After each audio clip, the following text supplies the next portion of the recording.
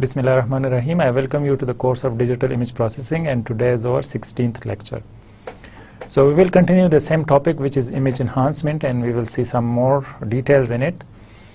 To summarize the previous lecture, what we did, we says that masking process, we learn how to have the masking, and then after that we learn the linear smoothing operation, that how do we do it and what is the importance of it, and then after that we learn the median filter, which is actually to take the median values of the mask, and we identify the middle value in it, and then we put that value in it, and then we learn that there is a lot of difference between both, and a median filter is normally used for salt and pepper types of noise, and then we can remove that, and linear smoothing is normally averaging, and in averaging what we do, we take the average of the values, and it is just to make the image smooth and make it equal with the values, but it makes the effect of blurring, and that we learn that we can remove it also. And after that we learn that there is a sharpening filter, and how do we do it, we will learn in detail today. So today's lecture is we will learn what is first and second order derivatives, and how do we use it in our application and using for a mask. And then after that we will see that actually the second order derivatives are if we use the Laplacian filter, and the operation first we will see how it is, and then after that we will see that how to use the Laplacian filter for instead of masking. And then we will learn what is unsharp masking and how to boost the image with the sharpening. So we will see some of the results from the smoothing, and we will use different kind of mask, and this is just the example so that you can see the difference in between. That last time in the lecture we learned that if we use the mask with different size, it gives us the different results. So this is the simple 1x1 matrix. This means that we are not using any neighbor information, and this is 3x3. So if we are using 3x3, then as there is no noise in it, so we can see that to have a noise we can represent it here. So this is the noise noisy place, and this is normal values, and we can see that how is that variation in it. तो यहाँ पर अगर हम 5x5 लेते हैं mask का size, तो हमारे पास जो ब्लरिंग इफ़ेक्ट है वो यहाँ से स्टार्ट हो जाता है, और यहाँ पर भी हमारे पास ब्लर इफ़ेक्ट है, लेकिन क्योंकि इनके एजेस जो हैं वो काफ़ी शार्प हैं और क्लियर हैं, इस वजह से वो ब्लर इफ़ेक्ट विजिबल नहीं है. तो यहाँ पर क्योंकि वो विजिबिलिटी में आ रहा है, तो जब हम 9x9 का मास्क का साइज़ लेते हैं तो वो ब्लर इफ़ेक्ट ज़्यादा हो जाता है, और वो हमने लास्ट लेक्चर में देखा था कि वो क्योंकि जो वैल्यूज़ हैं इसके एजेस पे वो बाहर की तरफ जाना शुरू हो जाते हैं, और जो वैल्यूज़ जो इंटेंसिटी वैल्यूज़ हैं आउटसाइड एरिया के वो इनसाइड ऑफ द ऑब्जेक्ट या जो शार्प एरियाज़ हैं या जो बॉर्डर्स हैं उसमें इनसाइड आना शुरू हो जाते हैं. तो इस वजह से हमारे पास वो ब्लर इफ़ेक्ट आ जाता है. तो यहाँ पर हम देखते हैं कि 9x9 का साइज़ है, तो वो ज़्यादा पिक्सेल्स जो हैं नाइबर्स में वो ज़्यादा यूज़ होते हैं. अगर हम 15x15 लेते हैं तो इसका मतलब ये है कि उसके नाइबर का साइज़ हमने और भी ज़्यादा बढ़ा दिया, तो वो जो ब्लर इफ़ेक्ट है वो और भी दूर तक चला जाता है. अब अगर हम 35x35 मास्क लेते हैं तो 35x35 पिक्सेल्स लेते हैं एज अ नाइबर्स एक इंडिविजुअल पॉइंट के लिए, तो उसमें हमारे पास काफ़ी ज़्यादा ब्लर इफ़ेक्ट आ जाता है. और यहाँ पर आप देख सकते हैं कि जो स्क्वायर शेप था वो हमारे पास मोरलेस राउंड की शेप में आ रहा है, और उसकी वजह यह है कि यहाँ से जो बॉर्डर्स से जो भी इंफॉर्मेशन थी जो कि लाइट ग्रे कलर था, तो वो हमारे पास इंसर्ट हो गया है ऑब्जेक्ट के अंदर की तरफ. और सेम इसी तरह हमारे पास जो यहाँ पर विजिबिलिटी थी वो कम्प्लीटली ख़त्म हो गई है. उसकी वजह यह है कि इनके वैल्यूज़ जो हैं वो आपस में काफ़ी ज़्यादा मैच करते हैं, इस वजह से वो सारे जो वैल्यूज़ हैं वो डिसअपियर हो गए. और इस तरह यहाँ पर भी जो इसके दरमियान में जो डिस्टेंस था वो कम्प्लीटली ख़त्म हो गया. तो उसकी वजह यह है कि जो नाइबर्स हैं वो काफ़ी ज़्यादा कंट्रीब्यूट कर रहे हैं. सेम हम जाते हैं नेक्स्ट एग्जाम्पल की तरफ अगर हम यहाँ पर लेते हैं, ये हमारे पास एक सिंपल इमेज है हबल स्पेस टेलीस्कोप के थ्रू हम जो ली हुई है, जो नासा की इमेज है। तो उनकी तरफ से अगर हम ये देखें कि इमेज में हम ब्लर इफेक्ट लाना चाह रहे हैं या उसको स्मूथ करना चाह रहे हैं, तो स्मूथ करने से हमारे पास ये जो वैल्यूज़ हैं, जो स्मॉल वैल्यूज़ हैं, वो डिसअपियर हो जाती हैं। ठीक है, तो ये यहाँ पर जो एवरेजिंग या स्मूथनिंग का मास्क यूज़ किया गया है वो है 15/15।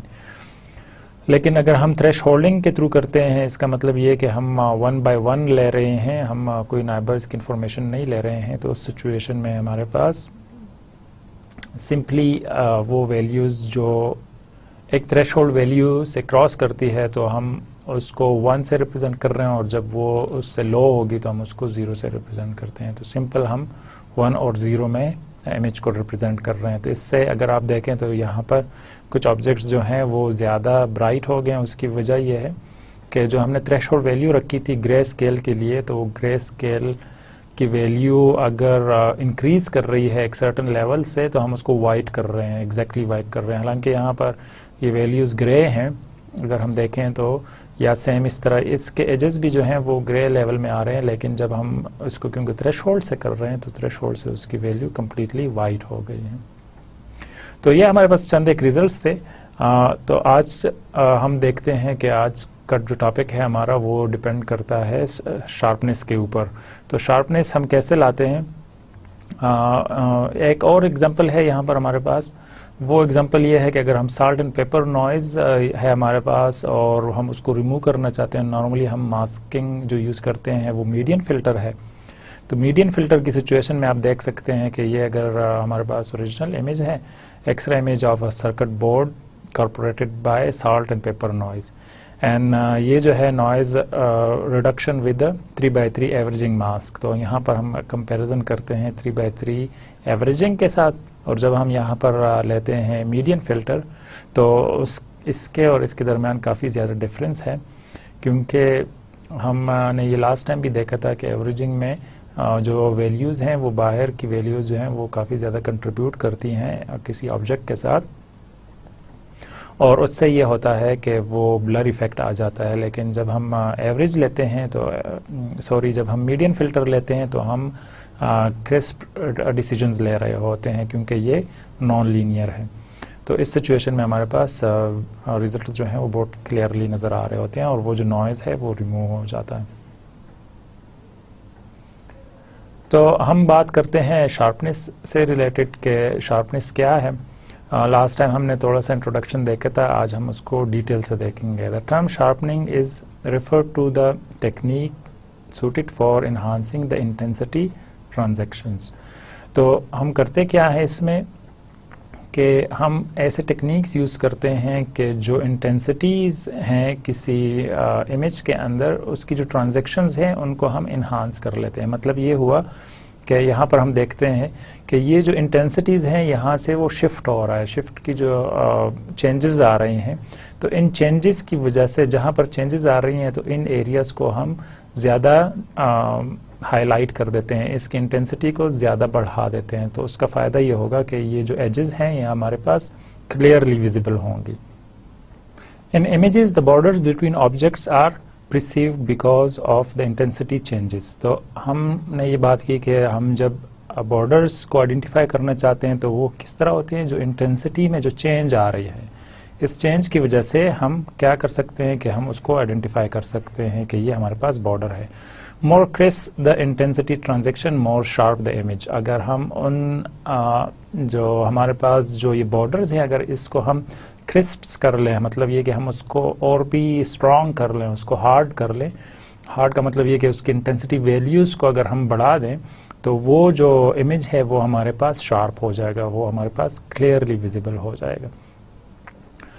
The intensity transactions between the adjacent pixels are related to the derivatives of the image. अब जब हमारे पास ट्रांजेक्शंस आ रही होती हैं, मतलब ये कि हम डार्क से अगर हम यहाँ से ट्रांसफ़र हम इमेज को रीड करते जा रहे हैं तो यहाँ पर जो ट्रांजैक्शंस आ रही हैं ग्रे, पहले लाइट ग्रे है, फिर डार्क ग्रे होगा, फिर हमारे पास ब्लैक आ गया।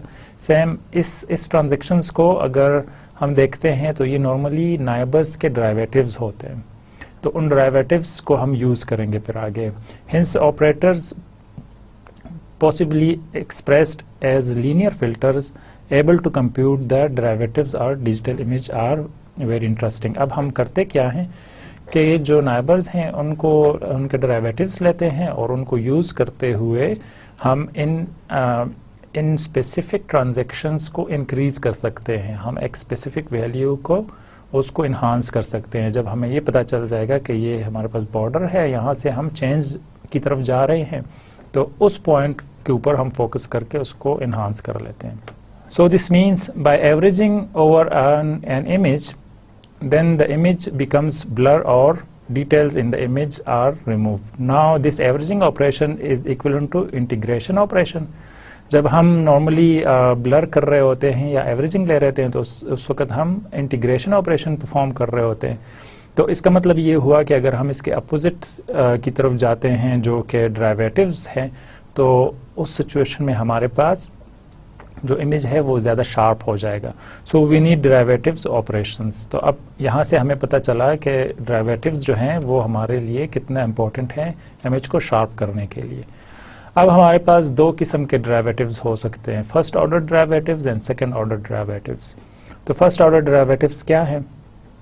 Since the image is a discrete function, the traditional definition of derivative cannot be applied। अब जो हमारे पास discrete situation है, इस वजह से जो normal derivative हम सीखते हैं उसको हम अप्लाई नहीं कर सकते। हम नॉर्मली डिस्क्रीट सिचुएशन में एप्लीकेशन या जो फॉर्मूला है उसको चेंज कर लेते हैं, और क्योंकि हमारे पास जो डेरिवेटिव्स हैं हम 2 डायमेंशन में काम कर रहे होते हैं, इस वजह से हम उस वजह से हम डेरिवेटिव्स को x और y के लिए यूज़ करते हैं। Hence, suitable operators have to be defined such that it satisfies the main properties of the first derivatives। अब हम करते क्या हैं कि कुछ प्रॉपर्टीज़ डिफाइन करते हैं डेरिवेटिव्स के लिए कि फर्स्ट ऑर्डर डेरिवेटिव्स अगर हम परफॉर्म करना चाहते हैं तो सिचुएशन में हम क्या करेंगे, हम किस तरह के इंटेंसिटी वैल्यूज़ को यूज़ करेंगे। सो वो क्या है? फर्स्ट रूल ये है कि it is equal to 0 in region where the intensity is constant. हम फर्स्ट ऑर्डर डेरिवेटिव्स में ये रूल बनाते हैं कि जहाँ भी हमारे पास वैल्यूज़ कांस्टेंट होंगी हम उन रीजन्स को 0 कर देंगे। It is different from 0 for an intensity transactions. अब हम दूसरा क्या करते हैं कि जहाँ पर 0 आ रही हैं उनकी इंटेंसिटीज़ को नॉर्मली हम डिफरेंट वैल्यूज़ के साथ रिप्रेजेंट करते हैं। It is constant on ramp where the intensity transactions is constant. और जो हमारे पास रैम की सिचुएशन आती है उस सिचुएशन में हम इंटेंसिटी ट्रांजैक्शंस जो हैं उसको कांस्टेंट रखते हैं, मतलब वो हम सेम वैल्यूज़ रख रहे होते हैं। The natural derivative operator is difference between the intensities of neighbours pixels. तो हम करते क्या हैं कि जब भी हम डेरिवेटिव्स यूज़ करते हैं तो उस सिचुएशन में जो नाइबर्स की इंटेंसिटी होती है उसमें जो चेंजेस आ रही हैं उसकी बेसिस पे हम एक स्पेसिफिक वैल्यू असाइन करते हैं एक पार्टिकुलर पिक्सेल्स के लिए। तो उस सिचुएशन में हम क्या करते हैं, हम delta f by delta x लेते हैं। ये हमारे पास अगर नॉर्मल डेरिवेटिव है तो is equal to F of x plus 1 minus F of x लेते हैं हम। Since delta f by delta x is defined using the next pixel, it cannot be computed for the last pixel of each row and column। तो क्योंकि यहाँ पर हम ये use कर रहे हैं x के लिए, तो जो लास्ट रो और या लास्ट कॉलम जो होगा उसके लिए हम इसको यूज़ नहीं कर सकते। इसका मतलब ये हुआ कि जब हम एंड पे पहुँचते हैं तो उसके क्योंकि नाइबर्स नहीं आ रहे होते तो हम इस सिचुएशन में उसको यूज़ नहीं कर सकते। It is different from 0 in pixel before a step. और ये जो है हम यूज़ करते हैं जब हमारे पास स्टेप्स आ रहे होते हैं तो उसके लिए हम 0 यूज़ करते हैं before the step. Second derivative के लिए हम रूल्स डिफाइन करते हैं, वो क्या हो सकते हैं कि it is equal to 0 where the intensity is constant. जहाँ हमारे पास इंटेंसिटी कांस्टेंट होगी हम वहाँ पर इसके लिए 0 रखते हैं, सेम जिस तरह हमारे पास फर्स्ट डेरिवेटिव में था। It is different from 0 at the beginning of a step और अ रैंप ऑफ द इंटेंसिटीज़। हम करते क्या है कि जो हमारे पास स्टेप की या रैंप की बिगिनिंग होती है हम वहाँ पर इसको 0 रख लेते हैं, 0 से डिफरेंट रखते हैं और बाकी जो वैल्यूज़ हैं हम उसको 0 रख लेते हैं। It is equal to 0 on the constant slope ramps, और जहाँ हमारे पास रैंप की वैल्यूज़ अगर कांस्टेंट हैं तो वहाँ पर हम उसको 0 रख लेते हैं। Similarly the second derivative operator can be defined as, हम उसको सिंपली इस तरह डिफाइन करते हैं कि delta square F divided by delta x square is equal to F of x plus 1 minus F of x minus F of X आ रहा है फिर हमारे पास, और वो है minus F of x minus 1। और हम इसको अगर सिंप्लीफाई करना चाहते हैं तो सिंप्लीफाई करने के बाद हमारे पास आ जाएगा, क्योंकि ये हमारे पास दो वैल्यूज़ आ रही हैं यहाँ पर। तो हम करते क्या हैं कि इसको लेते हैं 2 ऑफ एफ एक्स लेते हैं, और क्योंकि हम यहाँ से बाहर जा रहे हैं इस पैरेंथेसिस से, तो इस वजह से हम प्लस कर लेते हैं और एफ ऑफ एक्स माइनस 1 कर लेते हैं। तो ये हमारे पास माइनस में आ जाएगा और एफ ऑफ एक्स प्लस 1 आ जाएगा total, minus 2 of F of X आ जाएगा plus F of x minus 1। Since the second derivative is defined using the previous and the next pixel, यहाँ पर हम क्या करते हैं कि एक उसका previous और उसका next pixel को काउंट कर रहे होते हैं, उसकी बेसिस पे हम डिसीजन लेते हैं। It cannot be computed with the respect to the first and the last pixel of each row and column। अब इस सिचुएशन में क्योंकि हम previous और next को देख रहे होते हैं, तो हमारे पास रो का जो स्टार्ट होगा या कॉलम का, और अगर उसका एंड होगा तो उस सिचुएशन में हम ये परफॉर्म नहीं कर सकते। मतलब ये हुआ कि हमारे पास फर्स्ट और सेकंड डेरिवेटिव के कुछ कॉन्स्ट्रेंट्स हैं, मतलब हम उसमें हमारे पास जो प्रॉब्लम्स आ रहे हैं वो सिर्फ ये हैं कि इमेज का बिल्कुल एंड हो फर्स्ट डेरिवेटिव में, तो वो इमेज के जो लास्ट पिक्सल्स हैं कॉलम की सिचुएशन में या रो की सिचुएशन में उसको हम कंप्यूट नहीं कर सकते। और अगर हम सेकंड डेरिवेटिव में, तो फिर उस सिचुएशन में पिक्सल्स जो हैं फर्स्ट पे और एंड पे जो हैं हम दोनों को कंप्यूट नहीं कर सकते। तो इसका मतलब ये हुआ कि इमेज का जो बिल्कुल स्टार्ट है और बिल्कुल एंड है, ये दोनों पिक्सल्स को हम सेकंड डेरिवेटिव के साथ सॉल्व नहीं कर सकते।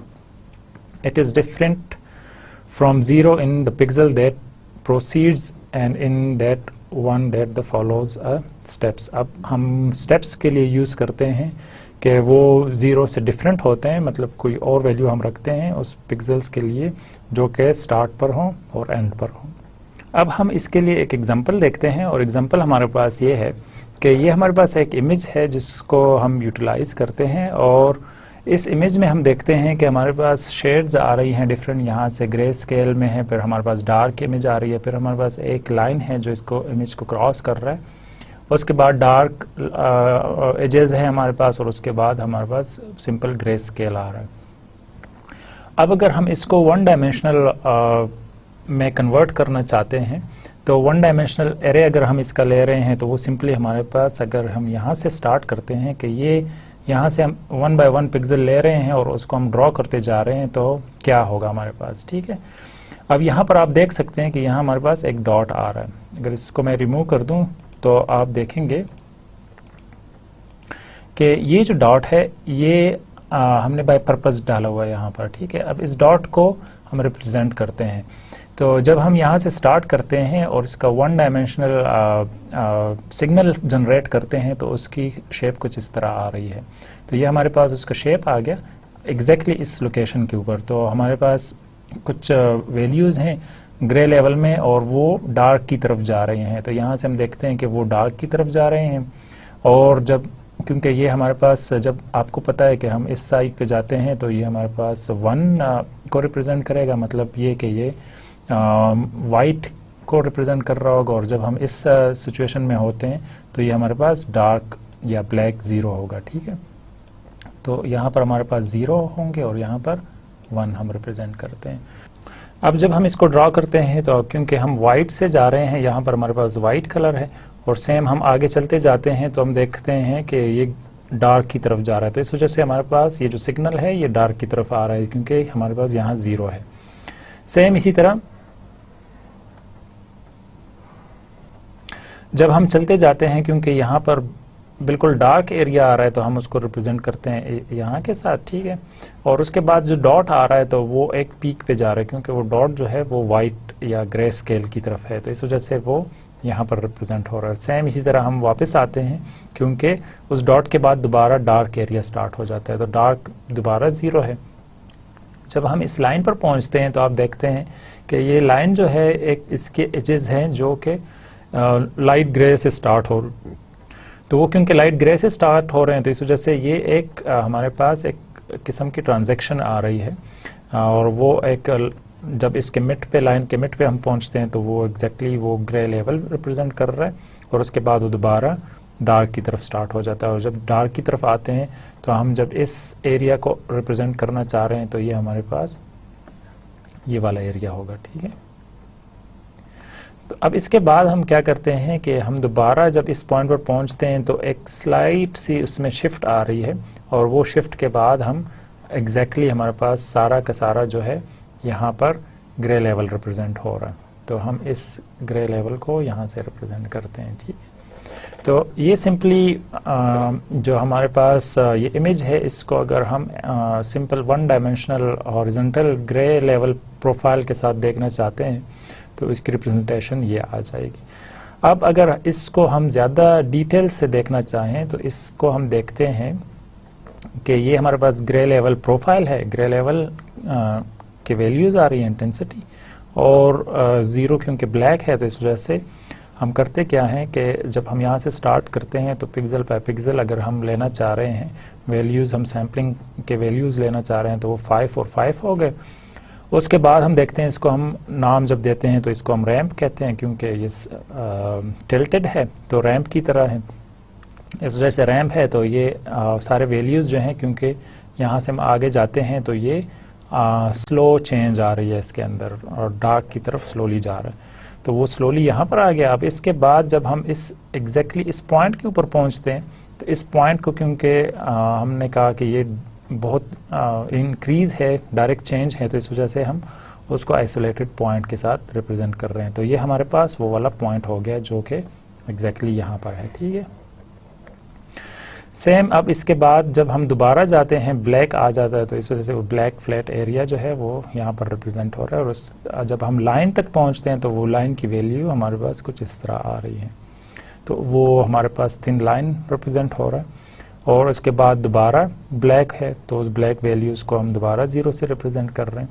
और सेम इसी तरह जब हम जाते हैं स्टेप्स की तरफ, तो स्टेप्स जो ये वाला है जिसमें हम आगे जाते हैं तो वो जो चेंज आ रहा है स्लोली, उसमें एग्जैक्टली उसके बाद सारा का सारा ग्रे लेवल है, इस वजह से वो कंटिन्यूसली स्ट्रेट जा रहा है। अब अगर इनको हम रिप्रेजेंट करते हैं इमेज को एज अ लिस्ट, उसके पिक्सल वैल्यूज़ को, तो हम देखते हैं कि हमारे पास 5 आता है, उसके बाद दूसरे के भी वैल्यू 5 आती है, 4 3 2 1, और फिर उसके बाद 0 यहाँ से रिप्रेजेंट होना शुरू हो जाता है। अगर हम यहाँ देखते हैं कि ये जो वैल्यू है, जो डॉट हमने यहाँ पर रखा हुआ है, तो इस डॉट को हम 6 की इंटेंसिटी के साथ रिप्रेजेंट कर रहे हैं, और उसके बाद दोबारा डार्क है तो 0 0 0, और उसके बाद 1 3 और 1, क्योंकि ये जो लाइन है इसके जो 2 नाइबर्स आ रहे हैं साथ में, तो उसके कुछ ग्रे वैल्यूज़ हैं जो कि 1 के साथ रिप्रेजेंट हो रहे हैं, और जो बिल्कुल लाइन की मिड है तो उसकी इंटेंसिटी वैल्यू जो है वो 3 है। सेम उसके बाद लाइन के बाद दोबारा डार्क है तो वो डार्क हम यहाँ से रिप्रेजेंट कर रहे हैं, और जब हम जाते हैं इस ग्रे एरिया की तरफ तो वो हमारे पास एक स्टेप की फॉर्म में आ रहा है जिसको हम रिप्रेजेंट कर रहे हैं 7 के साथ। तो क्योंकि वो कंटिन्यूस है तो इस वजह से ये कंटिन्यूस चलता जाएगा 7 7 के साथ। अब जो हमने रूल्स डिफाइन किए थे जो कि हमारे पास यहाँ पर थे कि अगर हम फर्स्ट ऑर्डर डेरिवेटिव लेते हैं तो हमें इन रूल्स को फॉलो करना है। तो वो क्या है कि हम इक्वल 0 लेते हैं, it is equal to 0 in region where the intensity is constant. तो जहाँ पर हमारे पास इंटेंसिटी कांस्टेंट है हम वहाँ पर इसको 0 ले रहे हैं। कैसे है, यहाँ पर आप देखें कि ये जो हमारे पास एरिया है इसकी इंटेंसिटी हमारे पास ज़ीरो कांस्टेंट आ रही है, ठीक है। तो क्योंकि ये कांस्टेंट है तो ये एरिया क्योंकि कांस्टेंट है, इस वजह से हम करते क्या हैं कि इसको हम 0 असाइन कर देते हैं। तो फर्स्ट ऑर्डर डेरिवेटिव में क्या हुआ, हमने उनको 0 असाइन कर दिया। इसके बाद हम देखते हैं कि ये एरिया जो है ये भी हमारे पास कांस्टेंट आ रहा है, एक ख़ास वैल्यूज़ आ रही हैं, तो इस वजह से हमने इसको भी 0 असाइन कर दिया। सेम इसी तरह यहाँ पर भी हमारे पास 0 आ रहे हैं तो इनको भी हमने 0 असाइन कर दिया। और सेम इसके बाद जो हमारे पास कांस्टेंट वैल्यूज़ आ रही हैं 7 7 7, क्योंकि वो सारा का सारा एरिया जो है वो ग्रे आ रहा है, इस वजह से हम उसको भी 0 के साथ रिप्रेजेंट कर रहे हैं। अब सेकेंड ऑर्डर के लिए हमने क्या देखा था, सेकेंड ऑर्डर में ये था कि it is equal to 0 where the intensity is constant. तो सेकेंड ऑर्डर के लिए भी हमने यही बात बताई। तो अब हम करते क्या हैं कि जहाँ पर हमारे पास इंटेंसिटीज कांस्टेंट आ रही हैं हम उनको 0 करते जा रहे हैं। तो सेम यहाँ देखते हैं हम कि ये जो इंटेंसिटीज़ हैं जहाँ पर ज़ीरोज़ आना है उसकी वजह यह है कि हम यहाँ 0 हमने रखा हुआ है, लेकिन 1 और 6 को इस वजह से रखा हुआ है कि हमारे पास सेकेंड रूल आ रहा है। और वो सेकेंड रूल क्या है, it is different from 0 at the beginning of a step और रैंप और ऑफ द इंटेंसिटीज़। तो ये रूल ये है कि जहाँ से हम बिगिनिंग कर रहे हैं या एंडिंग कर रहे हैं तो उस सिचुएशन में हम उसको नॉन ज़ीरो रखते हैं। तो यहाँ क्योंकि बिगिनिंग और एंडिंग जो है हो रही है, इस वजह से हम इसको सिर्फ 0 रख रहे हैं और बाकी जो है उनको नॉन ज़ीरो रख रहे हैं। और यहाँ पर भी क्योंकि हमारे पास ये जो दो वैल्यूज़ हैं दरमियान में, इसको हम 0 रख रहे हैं सेकेंड ऑर्डर के लिए, क्योंकि जो बिगिनिंग यहाँ से बिगिनिंग भी है और एंडिंग भी है। और दूसरी बात ये है कि ये क्योंकि नाइबर्स को देखता है, पिछले को भी और नेक्स्ट को भी, इस वजह से हम इन वैल्यूज़ को सिर्फ चेंज कर रहे हैं। सेम इसी तरह हमारे पास यहाँ पर भी ये दो वैल्यूज़ सिर्फ 0 आ रही हैं। उसकी वजह ये है कि ये स्टार्ट है और ये भी स्टार्ट है शिफ्ट का, इस वजह से हम यहाँ पर ये वैल्यूज़ चेंज कर रहे हैं। Second, it is constant on a ramp where the intensity transaction is constant. हम वही रखते हैं फर्स्ट डेरिवेटिव के लिए जब हमारे पास अगर ये कांस्टेंट वैल्यूज़ हैं तो हम उसको एग्जैक्टली कांस्टेंट ही रखते हैं। तो क्योंकि ये कांस्टेंट वैल्यूज़ हमारे पास रैंप के सिचुएशन में चेंज हो रही हैं तो हम उसको वही रख रहे हैं जो उसके स्टार्ट में था। मतलब ये कि अगर हमारे पास -5 आ रहा है तो 5 के लिए हमने -1 रखा, तो हम उसी को कांस्टेंट करते रखेंगे जब तक कि हमारे पास चेंज नहीं आता। तो इस सिचुएशन में हमारे पास -1 आ रहा है एग्जैक्टली, और जब तक कि चेंज नहीं आता तो वो कांस्टेंट चेंज को हम इस तरह काउंट कर रहे हैं। लेकिन सेकेंड ऑर्डर डेरिवेटिव में हमने ये देखा कि जहाँ से हम स्टार्ट कर रहे हैं उसको हम चेंज कर रहे हैं, लेकिन जहाँ रैंप आएगा तो उसको हम 0 रख रहे हैं। ये अगर हम देखें यहाँ पर, it is equal to 0 on the constant slope ramps. तो जो कांस्टेंट स्लोप रैम्प्स आ रही हैं, जो कांस्टेंट हैं वैल्यूज़, जो एग्जैक्टली चेंज होती जा रही हैं कॉन्स्टेंटली, तो हम उसको क्या कर रहे हैं, हम उसको 0 रख रहे हैं। नेक्स्ट यहाँ पर आप देखते हैं कि जो हमने आइसोलेटेड पॉइंट रखा हुआ था उसको, इसकी वैल्यू 6 थी, तो यहाँ पर हम उसको -6 असाइन कर रहे हैं। मतलब ये कि हम उसको कम्प्लीटली डाइवर्स कर रहे हैं, हम उसको नेगेटिव में ले रहे हैं। और अगर सेकेंड ऑर्डर डेरिवेटिव देखें तो वो उसकी इंटेंसिटी को और ज़्यादा बढ़ा रहा है। यहाँ सिर्फ 6 था, यहाँ पर उसने 12 कर दिया। हालांकि ये जो 7 की वैल्यू है ये भी 6 आ रही है, लेकिन ये पॉजिटिव में है और ये नेगेटिव में है। सेम इसी तरह हमारे पास यहाँ देखते हैं कि ये जो पॉइंट था जिसको हमने थिन लाइन के साथ रिप्रेजेंट किया था, तो वो यहाँ पर रिप्रेजेंट हो रहा है सेकेंड ऑर्डर डेरिवेटिव में -2 के सिचुएशन में। लेकिन जब हम आते हैं सेकेंड ऑर्डर डेरिवेटिव में तो वो हमारे पास -4 आ रहा है।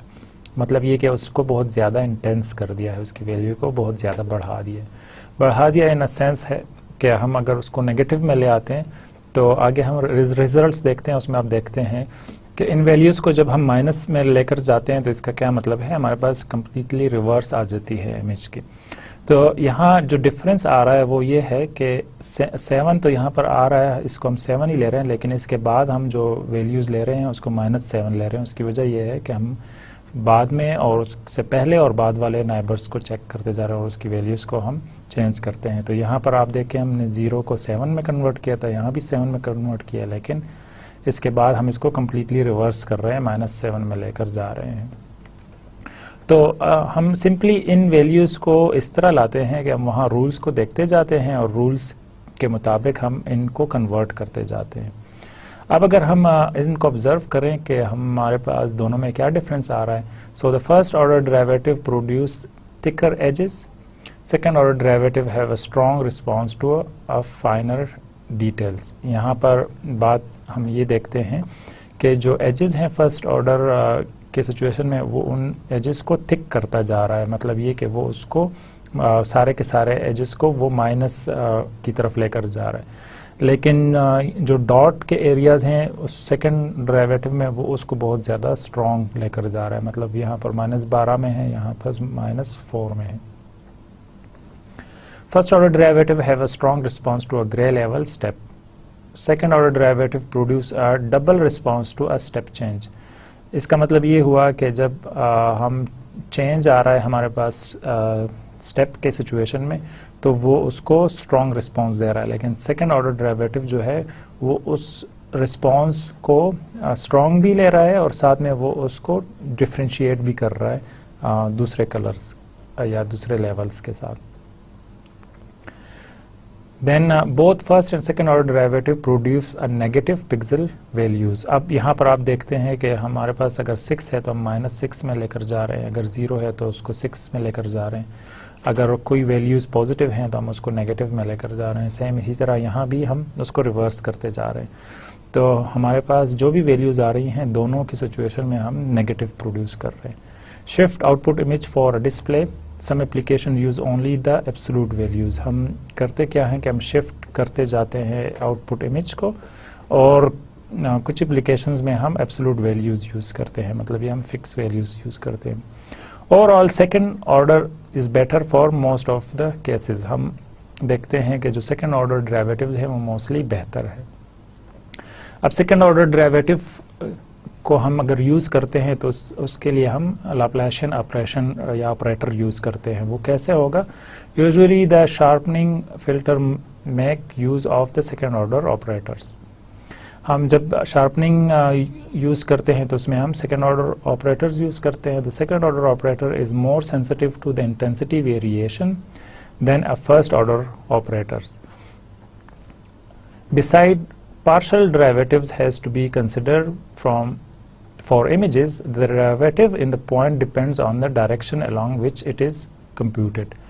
हम करते क्या हैं कि लैप्लाशियन जो है हमें वो एक ऑपरेटर को हम यूज़ करते हैं, लेकिन इसमें ज़रूरी है कि हमारे पास जो डायरेक्शंस हैं उसकी वैल्यूज़ भी आ रही हों। Operations that are invariant to rotation are called isotropic. अब हम ऐसे ऑपरेटर्स अगर यूज़ करें या ऑपरेशंस यूज़ करें जो कि इनवेरिएंट हो रोटेशंस के लिए तो हम उसको कहते हैं कि ये आइसोट्रोपिक है। Rotated and differentiation of filtering has the same effect of the differentiation and rotation. तो हम अगर रोटेशन लेते हैं तो फिल्टरिंग की सिचुएशन में वो दोनों सेम ही रहेंगे। The Laplacian is simpler isotropic derivative operator with respect to principal directions.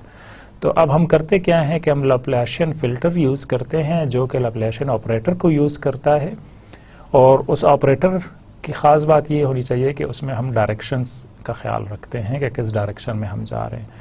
अब हम करते क्या हैं कि डायरेक्शन के लिए हम लाप्लाशियन फ़िल्टर को जब यूज़ करेंगे तो उसकी वैल्यूज़, क्योंकि सेकंड ऑर्डर डेरिवेटिव है तो हम इसके नाइबर्स की इंफॉर्मेशन लेते हैं। तो नाइबर्स अगर हम लेंगे सेकंड ऑर्डर की सिचुएशन में, तो अगर हम हॉरिजॉन्टल और वर्टिकल नाइबर्स लेते हैं तो उसको हम यूज़ करते हैं एज अ 90 डिग्री रोटेशन, क्योंकि 90 डिग्री रोटेशन के ऊपर हमारे पास ये हॉरिजॉन्टल और वर्टिकल नाइबर्स आ रहे हैं।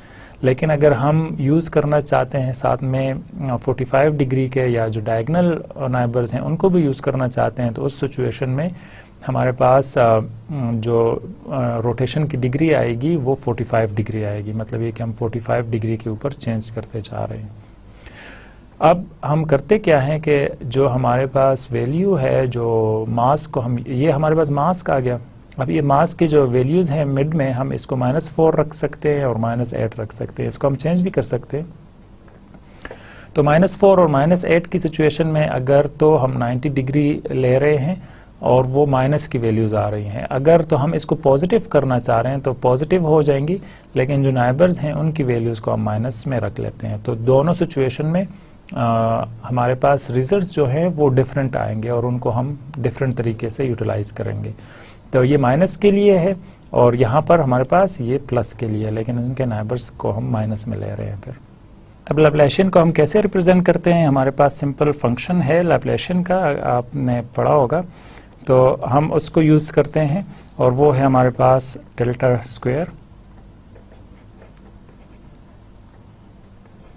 एफ और हम इसको इक्वल करते हैं half delta square of f divided by delta x square plus delta square f by delta y square. अब ये हमारे पास सिचुएशन है सिंपल ऑपरेटर जब हम यूज़ करते हैं कंटिन्यूस डोमेन में। तो कंटिन्यूस डोमेन में हमारे पास ये आएगा, लेकिन हम चूंकि डिस्क्रीट डोमेन में हैं तो डिस्क्रीट डोमेन के लिए हमारे पास ये लैप्लाशियन का बेसिक फार्मूला है। तो इसके बाद हम करते क्या हैं, डिस्क्रीट के लिए हम सिंपली इसको चेंज कर देते हैं। तो हमारे पास अब आ जाएगा delta f square divided by delta x square is equal to F of x plus 1 plus F of x minus 1 minus 2 f of x. तो ये अब हमारे पास आ गया है डिस्क्रीट डोमेन में, लेकिन क्योंकि हमारे पास नॉर्मली 2 डायमेंशन होते हैं एक्स और वाई के लिए, तो एक्स और वाई के लिए अब हमें इसको सेपरेट करना पड़ेगा। तो अब सेपरेट करने के लिए हम डेल्टा स्क्वायर एफ और डेल्टा एक्स स्क्वायर लेते हैं, ठीक है। तो अब इसके बाद हम लेते हैं F of x plus 1 y plus F of x minus 1 y minus 2 of F X and y। तो ये हमारे पास x के लिए हो गए और अब y के लिए हम करते हैं delta square F divided by delta y square is equal to f of x y plus 1 plus f of x y minus 1 minus 2 of f x and y।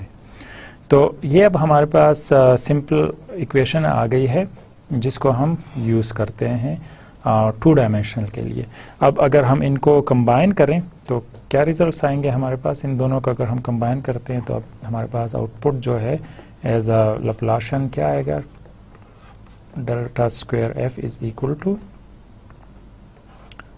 Delta f divided by delta x square plus delta square F divided by delta y square. अब हमने इनको combine किया और ये हमारे पास क्या आ सकते हैं, इसकी वैल्यूज़ क्या हैं? अगर हम इसको एक्सप्लेन करें, F of x plus 1 Y है plus F of x minus 1 Y है प्लस एफ ऑफ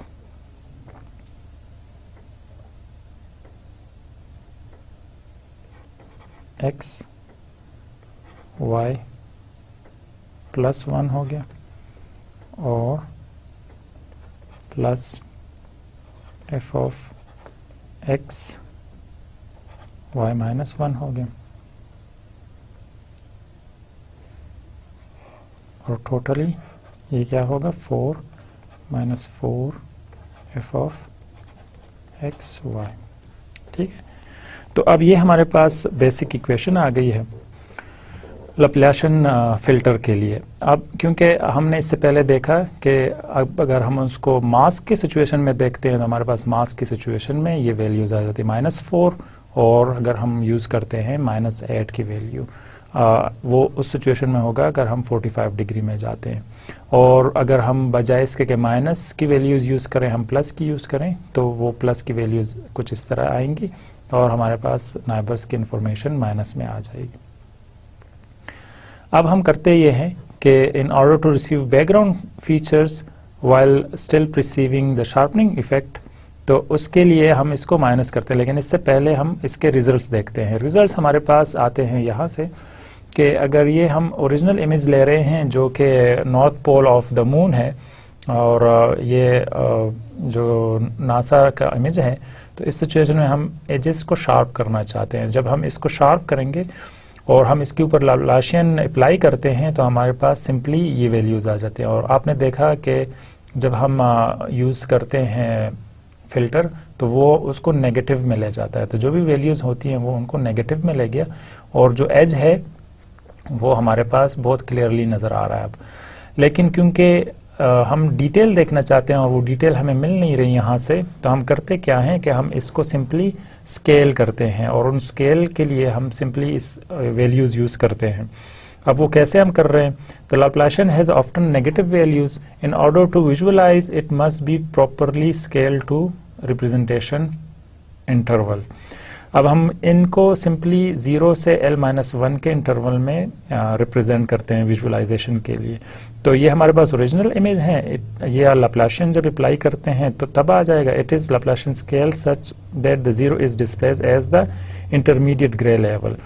अब हमारे पास जो भी वैल्यू 0 हैं, मतलब ये जो डार्क ब्लैक है, हम उसको इन्वर्ट कर देते हैं ग्रे लेवल में। अब इसके बाद हम क्या करते हैं? The Laplacian is positive at the onset of the step and negative at the and.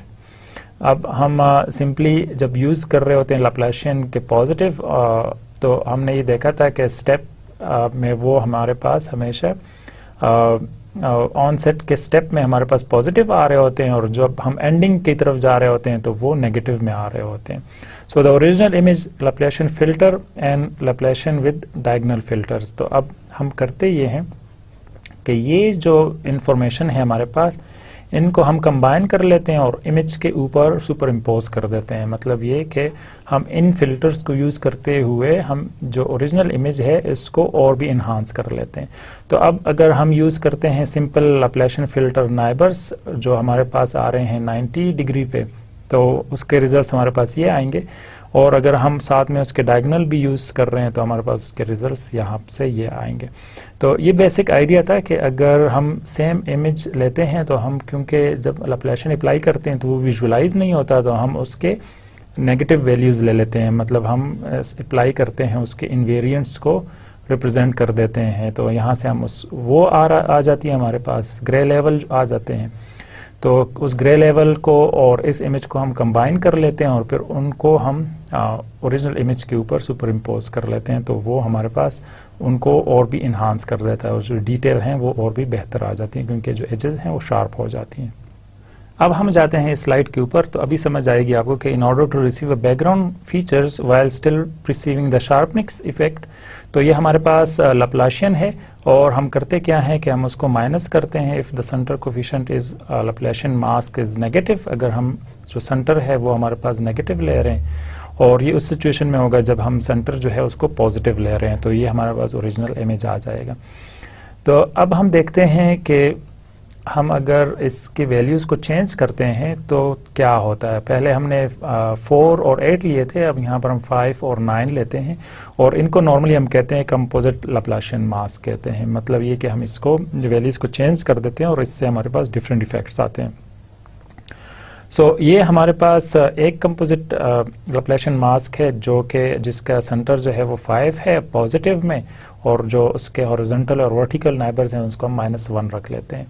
और यहाँ पर हमारे पास 9 है, वो भी पॉजिटिव 9 ले रहे हैं हम, और जो बाकी सारे उसके हॉरिजॉन्टल और वर्टिकल नाइबर्स हैं हम उनको -1 रख लेते हैं।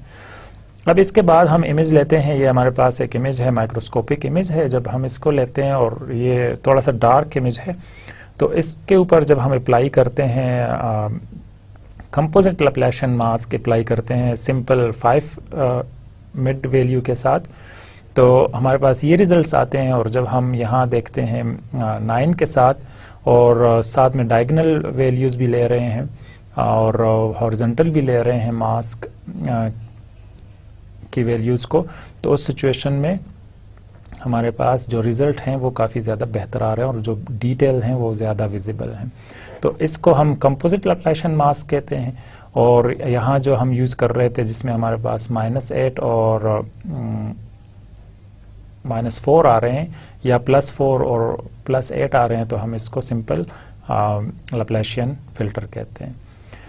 अब हम आते हैं अनमास्किंग की तरफ या हाई बूस्ट फिल्टरिंग की तरफ। इसका क्या मतलब है?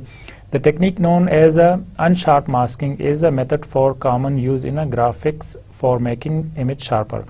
अब अगर हम इमेज को शार्प करना चाहते हैं तो हम करते क्या हैं कि हम पहले अनशार्प इमेज लेते हैं और उसके साथ हम करते ये हैं कि उसका नेगेटिव ले लेते हैं और नेगेटिव को हम जब साथ में कंबाइन करते हैं ओरिजिनल इमेज के साथ, तो वो हमारे पास बहुत ज़्यादा बेहतर इमेज देता है। डिफ्यूजिंग द ओरिजिनल इमेज, हम ओरिजिनल इमेज को स्मूथ कर लेते हैं उसको, उसके ऊपर हम सिंपली मास्क अप्लाई करते हैं, obtaining the mask as the difference between the original image and the diffuse copy. अब हम करते ये हैं कि जो ओरिजिनल डिफरेंस है दोनों के, ओरिजिनल इमेज की और डिफ्यूज इमेज की, वो हम ले लेते हैं, adding the mask to the original image. और फिर हम वो जो मास्क हमारे पास आ जाता है हम उसको ओरिजिनल इमेज के साथ ऐड कर लेते हैं। तो 3 स्टेप्स हैं। पहले हम डिफ्यूज करते हैं, मतलब ये कि हम उसको अनशार्प करते हैं। फिर उसके बाद हम उसका डिफरेंस ले लेते हैं ओरिजिनल इमेज का और जो डिफ्यूज इमेज है उन दोनों का, और फिर वो जो डिफरेंस आ जाता है हम उसको यूज़ करते हैं ओरिजिनल इमेज के लिए, उसके ऊपर हम वो अप्लाई कर देते हैं। तो अब वो जो इफ़ेक्ट होगा उससे हमारे पास उसको हम हाई बूस्ट फिल्टरिंग कहते हैं। तो वो किस तरह होगा? हमने कहा कि अगर हम सिंपल लेते हैं, कोई भी शार्प इमेजेस लेते हैं, तो वो हम हमारे पास वैल्यूज़ हैं f ऑफ s, x और y। तो शार्प इमेजेस हमारे पास क्या होंगे? अगर हमारे पास ओरिजिनल इमेज है f of x, y,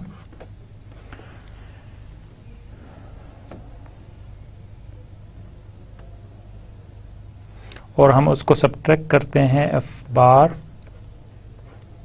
x और y से, तो ये f बार जो है ये हमारे पास अनशार्प इमेज है।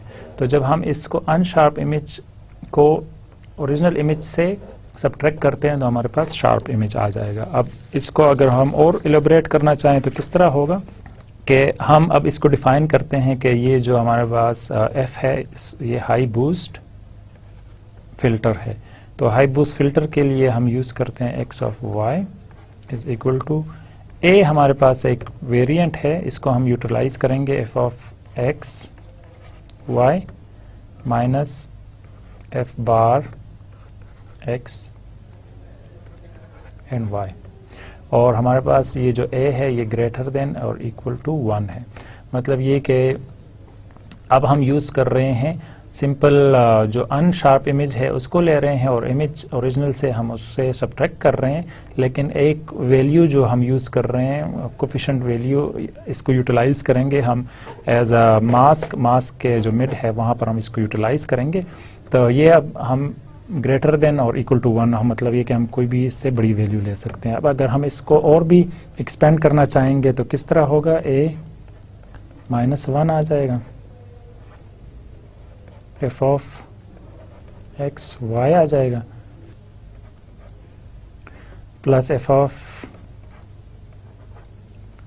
x y minus f of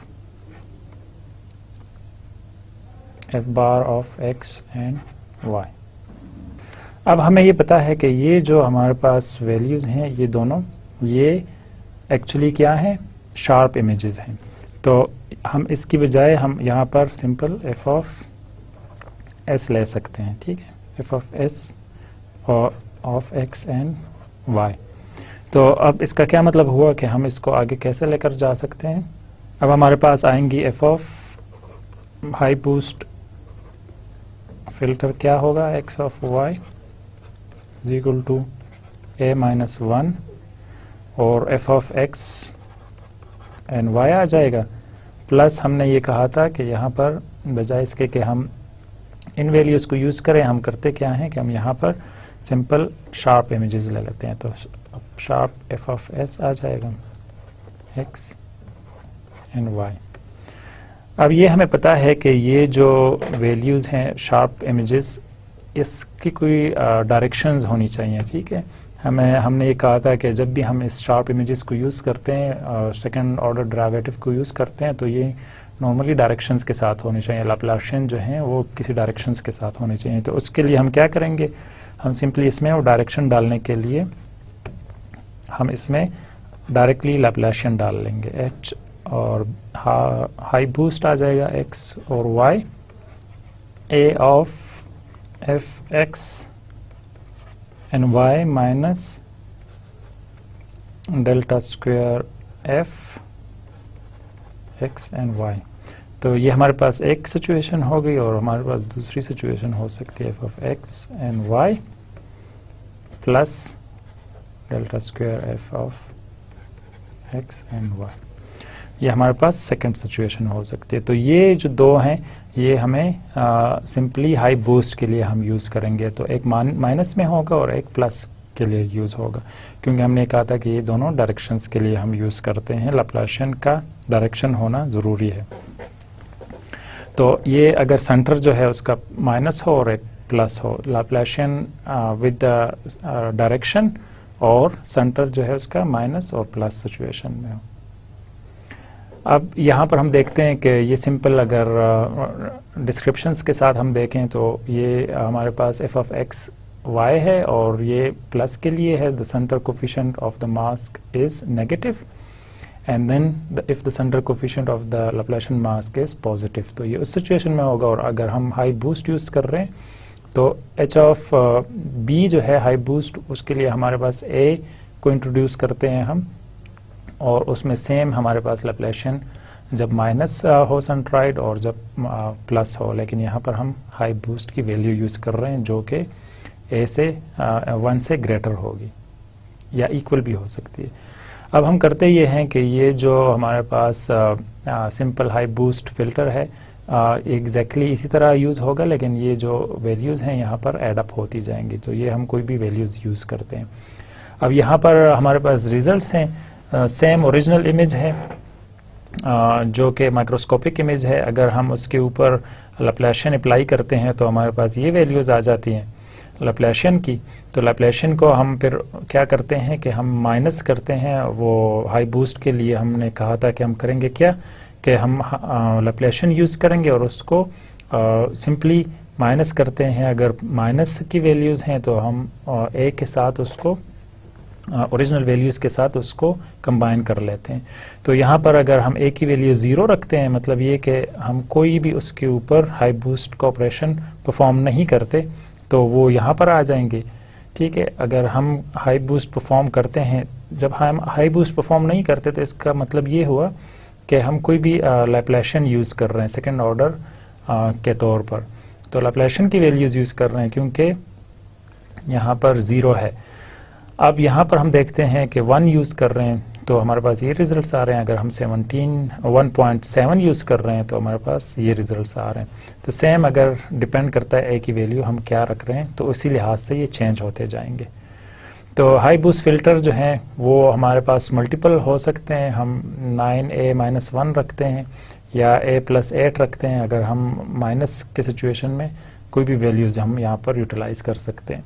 तो ये हमारे पास दूसरे रिजल्ट्स हैं। अगर हम 9a-1 रखते हैं और a की वैल्यू हम 1.3 रखते हैं, तो जो यहाँ ब्लर इफेक्ट है वो बहुत क्लियरली अब विजिबल है, उसमें शार्प एजेस आ रहे हैं ओरिजिनल इमेज में। तो आज के लेक्चर को हम समराइज़ करते हैं। आज हमने देखा फर्स्ट ऑर्डर और सेकंड ऑर्डर डेरिवेटिव्स देखी, और हमने ये देखा कि ये क्यों ज़रूरी हैं किसी इमेज को शार्प करने के लिए, क्योंकि जो हमारे पास चेंजेस आ रही हैं एजेस के ऊपर, तो हम उन एजेस को ऑब्जर्व कर सकते हैं डेरिवेटिव्स के थ्रू। तो जब हमारे पास डेरिवेटिव्स आते हैं, हमने डिजिटल इमेजेस के लिए हमने कुछ रूल्स डिफाइन करने हैं, तो वो रूल्स ऑलरेडी हमने बता दिए कि हमारे पास ये रूल्स होने चाहिए फर्स्ट ऑर्डर के लिए और सेकेंड ऑर्डर के लिए। फिर हमने ये देखा कि सेकेंड ऑर्डर जो है वो मोस्टली एजेस को ज़्यादा शार्प कर लेता है, वो उसको डिस्टिंग्विश कर लेता है, तो हम सेकेंड ऑर्डर को यूज़ करते हैं। अब सेकेंड ऑर्डर को यूज़ करते हैं तो उसका आसान हल ये है कि हम लैप्लाशियन यूज़ करें। तो लैप्लाशियन जब हम यूज़ करते हैं ऑपरेटर, तो वो पहले तो ये कि वो कंटिन्यूस डोमेन के लिए है, तो हम उसको डिस्क्रीट में ले आते हैं, और डिस्क्रीट के बाद हम देखते हैं कि हमारे पास 2 डायमेंशनल होती हैं इमेजेस, तो इस वजह से हम उसको 2 डायमेंशनल में ले आते हैं। फिर इशू ये है कि हमें उसको किसी डायरेक्शन में लेकर आना है। तो डायरेक्शन के लिए हम उसको या तो उसके नाइबर्स रखते हैं हॉरिजॉन्टल और वर्टिकल, और या हम उसके नाइबर्स जो हैं साथ में ऐड कर लेते हैं, उसके डायगोनल नाइबर्स जो हैं उसको भी साथ में ऐड कर लेते हैं। तो अब होता ये है कि जब हम उसको यूज़ करते हैं तो वो या तो माइनस में हो सकते हैं उसके सेंट्रॉइड की वैल्यूज़, या वो पॉजिटिव में हो सकते हैं। तो दोनों का हमने देखा और उसके वैल्यूज़ देखें कि वो क्या इफेक्ट डालते हैं। तो जब हम हमारे पास ये मास्क बन जाता है, हम इस मास्क को यूटिलाइज करते हैं। इसी तरह हमारे पास अनशार्पनिंग है। अनशार्पनिंग का मतलब ये हुआ कि हम पहले इमेज के डेरिवेटिव्स लेते हैं और उनको फिर हम सब्ट्रैक्ट कर लेते हैं, हम लैप्लाशियन अप्लाई करते हैं, तो वो जो ओरिजिनल इमेज है वो हमारे पास बूस्ट अप हो जाता है और उसके जो वैल्यूज़ हैं और भी बेहतर हो जाते हैं। तो हम सिंपल लैप्लाशियन को लेते हैं, लेकिन साथ में ए की वैल्यू यूटिलाइज करते हैं और उस ए की वैल्यू ग्रेटर देन और इक्वल टू 1 होगी। तो जब हम उसको यूटिलाइज करते हैं तो सिंपली हमारे पास इमेजेस जो हैं वो ज़्यादा शार्प हो जाती हैं। हम इस अनशार्प मास्किंग और हाई बूस्टिंग को नेक्स्ट लेक्चर में थोड़ा सा और डिटेल में देखेंगे, और भी हम इससे रिलेटेड और स्टफ़ जो है वो उसको भी स्टडी करेंगे। तो आज के लेक्चर के लिए इतना काफ़ी, और इंशाल्लाह नेक्स्ट लेक्चर में हम और डिटेल से इमेज इन्हांसमेंट देखेंगे। अल्लाह हाफिज़।